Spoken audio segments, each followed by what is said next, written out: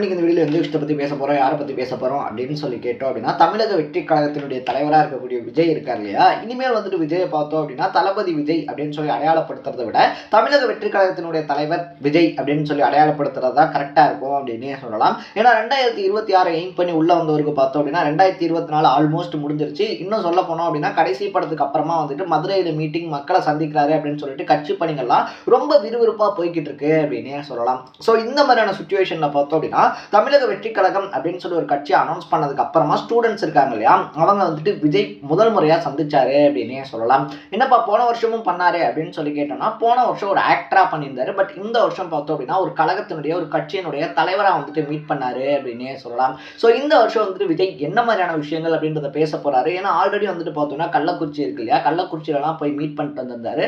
So விஜயனுடைய அரசியல் பார்த்தோம் அப்படின்னா ரொம்ப அழுத்தம் திருத்தமாக அவருடைய கொள்கைகள் வந்துட்டு இங்கே பேசப்படும் அப்படின்னு சொல்லிட்டு எக்கச்சக்கமான எக்ஸ்பெக்டேஷன்ஸ் இருக்கும்போது அது எல்லாத்தையும் ஃபுல்ஃபில் பண்ணிட்டாரு அப்படின்னு சொல்ல முடியாது, ஃபுல்ஃபில் பண்ணலை அப்படின்னு சொல்ல முடியாது. ஏன்னா கள்ளக்குறிச்சி விஷயங்கள்லாம் பார்த்தோம் அப்படின்னா மேலோட்டமாக தொட்டுட்டு அதை வந்துட்டு தீவிரமாக பேசுறதுக்கான மேடை இது கிடையாது அப்படின்னு சொல்லியிருந்தாரு. ஸோ மாணவர்களுக்கு முன்னாடி அரசியல் பேசணும், ஆனால் எதை எங்கே பேசணும் அப்படின்றது இருக்கு இல்லையா, அதை வந்துட்டு பார்த்தோம் அப்படின்னா கிளவராக வந்துட்டு ஒரு கிளாரிஃபிகேஷன் அப்படின்றத கொடுத்திருந்தாரு.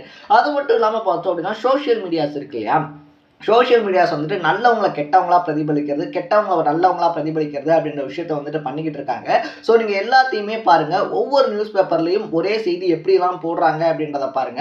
இது எல்லாத்தையுமே பார்த்துட்டு எது கரெக்டு அப்படின்றத வந்துட்டு பார்த்தோம்னா அது வந்துட்டு அந்த பகுத்தறிவு தன்மை அப்படின்னு வந்து சொல்லுவாங்க இல்லையா, நீங்கள் எல்லா நியூஸ் பேப்பர்லையும் செய்தியை படிங்க, எல்லா சோஷியல் மீடியாவில் வர விஷயங்கள் அப்படின்றத பாருங்க, ஆனால் எது சரி, இது அவர் பண்ணியிருப்பாரா மாட்டாரா அப்படின்னு சொல்லிட்டு உங்கள் மைண்ட் செட்டில் ஒரு விஷயங்கள் ஓடுது இல்லையா, அதை வந்துட்டு கிளவராக நம்புங்க அப்படின்னு சொல்லிட்டு சோஷியல் மீடியாஸ்க்கு ஒரு சைட் கொட்டு வச்சிருக்காரு அப்படின்னே சொல்லலாம். ஏன்னா தொடர்ந்து பார்த்தோம் அப்படின்னா விஜய் மட்டும் கிடையாது, நிறைய ஆக்டர்ஸாக இருந்தாலும் சரி, நிறைய அரசியல் கட்சி தலைவர்களாக இருந்தாலும் சரி, அவங்களுடைய பர்சனல் லைஃப்குள்ளே போயிட்டு இவங்களுக்கு இவங்களோட அஃபாரா, அவங்களுக்கு அவங்களோட அஃபாரா, அவங்க அதை பண்ணுறாங்களா இதை பண்ணுறாங்களான்னு சொல்லிட்டு அடுத்து அவங்களுடைய பர்சனல் லைஃப்பை உட்காந்து பேசுறதுக்கு அப்படின்னு சொல்லிட்டு ஒரு 10 பேர் இருக்காங்க அப்படின்னே சொல்லலாம். ஸோ இந்த மாதிரியான விஷயங்களை பார்த்தோம் அப்படின்னா எதிர்மறையாக விமர்சனம் பண்ணியிருக்காரு அப்படின்னு சொல்லப்படுது. இது மட்டும் இல்லாமல் தமிழ்நாட்டில் அது மட்டும் இப்போ குறிப்பிட்ட டைமில் சொல்லணும் அப்படின்னா உலகத்தரமாக இந்த டாக்டர்ஸும் இன்ஜினியர்ஸும் அதிகமாகவே இருக்காங்க. ஸோ பாலிடிக்ஸ் அப்படின்றத பார்த்தோம் அப்படின்னா ஒரு கெரியராக சூஸ் பண்ணுங்க அப்படின்னு சொல்லிட்டு யங்ஸ்டர்ஸ்க்கு அட்வைஸும் பண்ணியிருக்காரு. இதை தாண்டி எக்கச்சக்கமான விஷயங்கள் அப்படின்றதும் பேசப்பட்டிருக்கு. அப்படி என்னென்னலாம் பேசப்பட்டுச்சு அப்படின்னு சொல்லி தான் இந்த வீடியோவில் பேச போகிறோம். அதுக்கு முன்னாடி நம்ம சேனலுக்கு நீங்கள் புதுசாக வந்திருந்தீங்க அப்படின்னா இதே மாதிரி அப்பப்போ அப்டேட்டாக போயிட்டு இருக்கிற விஷயங்கள் இருக்கு இல்லையா, அது கரண்ட் அஃபேர்ஸாக இருந்தாலும் சரி, பாலிடிக்ஸாக இருந்தாலும் சரி, ஸ்போர்ட்ஸாக இருந்தாலும் சரி, இதே மாதிரி அப்பப்போ அப்டேட்டாக போயிட்டு இருக்கிற விஷயங்களை நீங்கள் தொடர்ந்து தெரிஞ்சுக்கணும் அப்படின்னு ஆசைப்பட்டீங்கன்னா மறக்காம சேனலை சப்ஸ்கிரைப் பண்ணிக்கோங்க. ஃபர்ஸ்ட் ஆஃப் ஆல் போன வருஷம் நடந்த இந்த விருது விளங்கும் விழா அப்படின்றப்ப எல்லாரும் என்ன எக்ஸ்பெக்ட் பண்ணாங்கன்னா விஜய் வந்துட்டு ஒரு ஃபார்மாலிட்டிக்காக அதிகபட்சமாக ஒரு 10 ஸ்டூடெண்ட்ஸ்க்கு கொடுப்பாரு, அதுக்கப்புறமா எல்லாமே வந்துட்டு புஷி ஆனந்த் இருக்கார் இல்லையா, அவர் தலைமையில தான் நடக்கும் அப்படின்னு சொல்லி தான் எல்லாருமே எக்ஸ்பெக்ட் பண்ணாங்க. பட் விஜய் பார்த்தோம் அப்படின்னா ஃபர்ஸ்ட் ஸ்டூடெண்ட்ல ஆரம்பிச்சு நைட் வரைக்கும் லாஸ்ட் ஸ்டூடெண்ட் வரைக்கும் அவர் கையாலேயே வந்துட்டு சர்டிஃபிகேட்ஸ் அப்படின்றத கொடுத்தாரு அப்படின்னே சொல்லலாம். பட் அந்த இடத்துல தான் பார்த்தோம் அப்படின்னா யாருமே எதிர்பார்க்காத நிறைய இன்சிடென்ட்ஸ் அப்படின்றத வந்துட்டு மீட் பண்ணாங்க. ஏன்னா அந்த ஸ்டூடெண்ட்ஸ் இருக்காங்க இல்லையா, அவங்க எல்லா கையிலுமே மொபைல் ஃபோன்ஸ் இருந்துச்சு. வரக்கூடிய ஒவ்வொரு ஸ்டூடெண்ட்டுமே பார்த்தோம் அப்படின்னா ஒரு செல்ஃபி, ஒரு வீடியோ, இல்லைனா வந்துட்டு விசிலடிங்க அப்படின்னு சொல்றதா இருந்தாலும் சரி, ஒரு பையன் கராத்தே பண்ணிட்டு வரதா இருந்தாலும் சரி, ஸோ இந்த மாதிரி எல்லா விஷயங்களும் நடந்துருச்சு அப்படின்னே சொல்லலாம். ஸோ போன வருஷத்தில் அடிப்பட்டதுனால இந்த வருஷம் பார்த்தோம் அப்படின்னா கிளியர் அண்ட் கட்டாக என்னென்ன பண்ணணும் என்னென்ன பண்ணக்கூடாது அப்படின்னு சொல்லிட்டு ஸ்டூடெண்ட்ஸ் இருக்காங்க இல்லையா, அவங்களுக்கு வந்துட்டு நோட்டிஃபிகேஷன்ஸ் போயிருச்சு அப்படின்னு வந்து சொல்கிறாங்க. ஸோ ஸ்டூடெண்ட்ஸ் உள்ளே வரும்போதே பார்த்தோம் அப்படின்னா அவங்களுடைய ஃபோன்ஸ் அப்படின்றது வந்துட்டு பறிக்கப்பட்டிருக்கு அப்படின்னு சொல்லப்படுது. பறிக்கப்பட்டிருக்கு மீன்ஸ் பார்த்தோம் அப்படின்னா வாங்கி வைக்கப்பட்டிருக்கு. ஏன்னா ஒவ்வொருத்தரும் போய் செல்ஃபி எடுக்கிறோம், வீடியோ எடுக்கிறோம் அப்படின்னு சொல்லிட்டு இருந்தாங்க அப்படின்னா டைம் ஆயிடும் இல்லையா, அதுக்குன்னே ஃபோட்டோகிராஃபர்ஸ் வந்துட்டு அரேஞ்ச் பண்ணியிருக்காங்க. ஸோ அந்தந்த ஸ்டூடெண்ட்ஸ்க்கு ஃபோட்டோகிராஃப் அப்படின்றது வந்து சேர்ந்துரும் அப்படின்னு சொல்லியிருக்காங்க. அதனால தனித்தனியாக யாரும் போயிட்டு ஃபோட்டோ எடுக்க வேணாம் அப்படின்னு சொல்லிட்டு ஃபோன்ஸை கலெக்ட் பண்ணியிருக்காங்க. அதுக்கப்புறமா ஆட்டோகிராஃப் இந்த மாதிரியான விஷயங்களும் வந்துட்டு வேணாம், ஏன்னா ஒருத்தருக்கு போட்டோம்னா எல்லா ஸ்டூடெண்ட்ஸ்க்குமே போடணும் அப்படின்னு சொல்லிட்டு பார்த்தோம்னா நோட் பேட்ஸ் கூட உள்ள அலோவ் பண்ணப்படல அப்படின்னு சொல்றாங்க. இது மட்டும் இல்லாமல் விஜய்க்கான பாதுகாப்பு அப்படின்றது இருக்கு இல்லையா, அது வந்துட்டு அதிக அளவில் இருக்கணும் அப்படின்றதுக்காக துபாயிலிருந்து பவுன்சர்ஸ் கொண்டு வரப்பட்டிருக்காங்க அப்படின்னு சொல்லப்படுது. ஸோ அதிகாலையிலேயே பார்த்தோம் அப்படின்னா அந்த டிராஃபிக் சம்பந்தமான விஷயங்கள்லாம் இருக்கு இல்லையா, விஜய் வந்துட்டு ஒரு 7-8 மணிக்கு கிளம்புறாரு அப்படின்னா வீட்டுக்கு முன்னாடி வந்துட்டு ஒரு 500-600 பேர் இருப்பாங்க. ஸோ ஒரு பெரும் படையோட அவர் வராரு அப்படின்னா வந்துட்டு எக்கச்சக்கமான டிராஃபிக் இஷ்யூஸ் அப்படின்றது கிரியேட் ஆகும். அதை பற்றி நிறைய மீடியாக்கள் வந்துட்டு பேசுவாங்க அப்படின்றதுனால விழா 9-10 மணிக்கா இருந்தாலும் விழா நடக்கிற இடத்துக்கு விஜய் 6:30 மணிக்கே வந்துட்டாரு அப்படின்னு சொல்றாங்க. ஸோ நம்மளால யாருக்கும் எந்த டிஸ்டர்பன்ஸும் வேணாம், எந்த இடைஞ்சலும் வேணாம் அப்படின்னு சொல்லிட்டு நேரம் காலமாக வந்துட்டாலும் விழா வந்துட்டு ரொம்ப சீக்கிரமே ஆரம்பிக்கப்பட்டுருச்சு. ஸோ விஜயனுடைய ஸ்பீச் அப்படின்றது பார்த்தோம் அப்படின்னா அரசியல் ரீதியில் இருக்கும், குறைஞ்சது ஒரு 1/2 மணி நேரமாவது பேசுவார் அப்படின்னு சொல்லி எல்லாரும் எக்ஸ்பெக்ட் பண்ணும்போது டான்னு பார்த்தோம் அப்படின்னா ஒரு 10 நிமிஷத்துக்குள்ள ஷார்ட் அண்ட் ஸ்வீட்டாக அவருடைய ஸ்பீச் அப்படின்றத முடிச்சிட்டாரு அப்படின்னு சொல்லலாம்.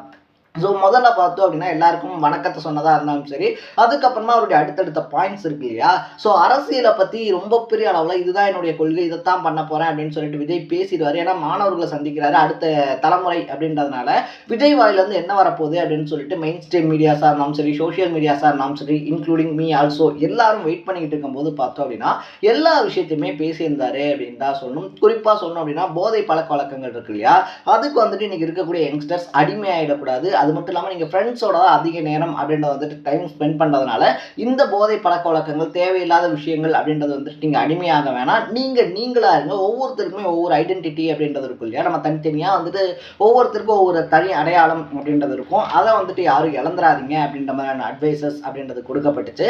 அதுக்கப்புறமா பார்த்தோம் அப்படின்னா don't addict to temporary pleasures அப்படின்ற மாதிரியா தான் இருந்தாலும் சரி, சே நோ டு ட்ரக்ஸ் அப்படின்ற மாதிரியா இருந்தாலும் சரி, அங்கே இருந்த எல்லா ஸ்டூடெண்ட்ஸ் கிட்டையுமே உறுதிமொழி அப்படின்றத வாங்கியிருந்தாரு அப்படின்னே சொல்லலாம். ஸோ இதுக்கப்புறமா திருப்புன்னு பார்த்தோம் அப்படின்னா அரசியல் சார்ந்த விஷயங்கள் இருக்கு இல்லையா, அரசியல் சார்ந்த விஷயங்கள் அப்படின்றத பேச ஆரம்பிச்சாரு.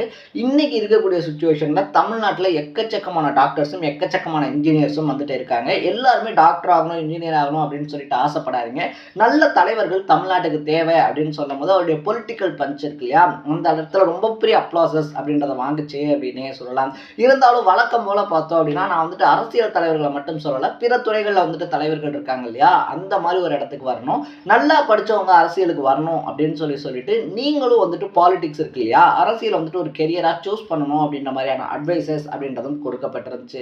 ஸோ இதுக்கப்புறமா தான் பார்த்தோம் அப்படின்னா சோஷியல் மீடியா சைடு வந்தாரு அப்படின்னே சொல்லலாம். ஸோ இன்னைக்கு இருக்கக்கூடிய காலத்தில் பார்த்தோம் அப்படின்னா மெயின் ஸ்ட்ரீம் மீடியாஸ் இருக்காங்க இல்லையா, ஒரு காலத்தில் வந்துட்டு செய்தி அப்படின்றது 1 மணி நேரமாக தான் இருந்துச்சு, ஒரு 7 to 8 அப்படின்ற வரைக்கும் தான் பார்த்தோம் அப்படின்னா செய்திகள் அப்படின்றது இருந்துச்சு.